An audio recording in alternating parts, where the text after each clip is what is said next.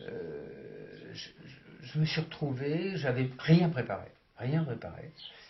La retraite, c'est pour les autres, c'est comme le cancer. Et donc, quand je me suis retrouvé en retraite, je me suis rendu compte que je n'avais aucun projet, que j'étais toujours dans la douleur de la perte de ma femme. Mes enfants avaient quitté la maison. Et donc j'ai fait une énorme dépression au point que la seule solution qui m'est apparue à ce moment-là, c'était de mettre fin à mes jours. J'étais vraiment très très très très mal. J'en suis sorti, alors après avoir raté mon suicide, j'en suis sorti par la fuite. J'ai décidé de fuir, et de fuir sur un chemin qui m'intéressait, qui m'interpellait depuis très très longtemps, et donc j'ai décidé de faire le chemin de Compostelle.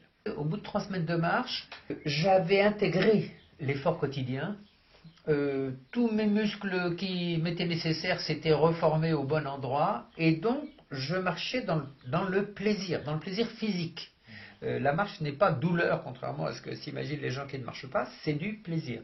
Et ce plaisir physique, à mon sens, a dû induire un certain plaisir mental. C'est-à-dire que je me suis mis effectivement à penser. Et je me suis donc fait le bilan, en quelque sorte, de ma vie jusqu'à cette période-là.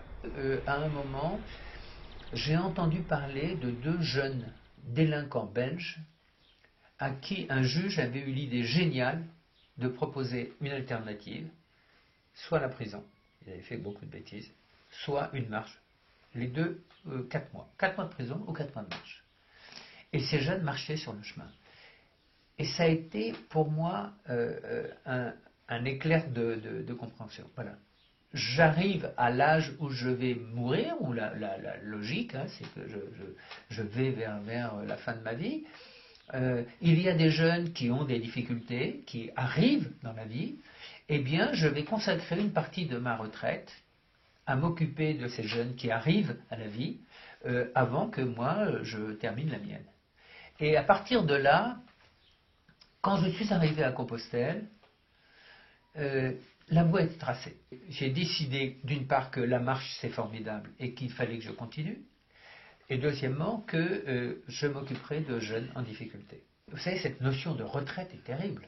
Hein. Retraite, c'est bon pour les militaires qui ont perdu et qui reculent. Hein.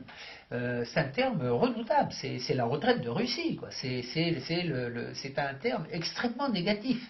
Je préfère les Espagnols qui appellent la retraite jubilación. Donc, et ça n'est pas pour beaucoup de gens, et en tout cas c'était mon cas, c'était pas du tout une jubilación. C'était brusquement cette notion de... C'est pour ça d'ailleurs que je voulais mourir aussi. J'étais plus bon à rien. Je leur dirais, ayez un projet.